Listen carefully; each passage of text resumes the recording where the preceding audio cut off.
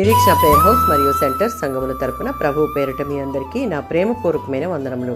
ఈరోజు దేవుని వాగ్దానం సామెతల గ్రంథం 3వ అధ్యాయం 7వ వచనం. యెహోవా యందు భయభక్తులు కలిగి చెడుతనమును విడిచిపెట్టము.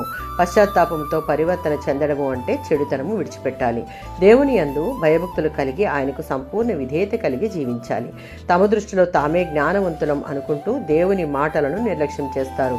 వారిలో ఉన్న అహంకారం వారిని సత్యమునకు దూరం చేసి వారిని అజ్ఞానంలో బంధించి ఉంచుతుంది.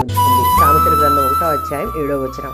దేవుని పట్ల భక్తిపూర్వక భయం, గౌరవం, ప్రేమ, నమ్మకం కలిగి ఉండుటయే దేవుని యందు భయభక్తులు కలిగి ఉండుట.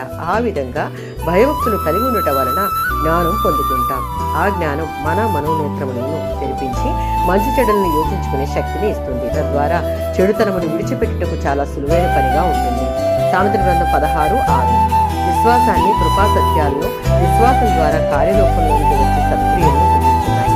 అట్టి విశ్వాసపు క్రియలు ఉన్నప్పుడు గతకాలపు దోషమునకు ప్రాయశ్చిత్తం కలుగుతుంది. దాని ఫలితంగా ఆ వ్యక్తి భావి కాలంలో చెడుతనము నుండి తొలగిపోయేలా చేస్తుంది. 34వ సంకీర్తన 11-14 చరణాలలో దేవుని పట్ల, ఆయన వాక్యం పట్ల భయంతో కూడిన గౌరవం, దేవుని మహత్యాన్ని, గొప్పతనాన్ని, అధికారాన్ని గుర్తించి ఆయనకి వ్యతిరేకంగా దేనినైనా చేయుటకు భయపడడం, నాలుకను కాపాడుకోవడం, దేవుని యందు భయభక్తులు కలిగి ఉండటం.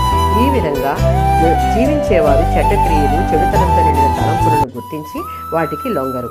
చేయవలసిన మంచి లేదా మేలు చేయకపోవడం కూడా పాపంతో సమానం. కనుక చేయగల ఏ పని అయినా శక్తివంచన లేకుండా చేయాలి.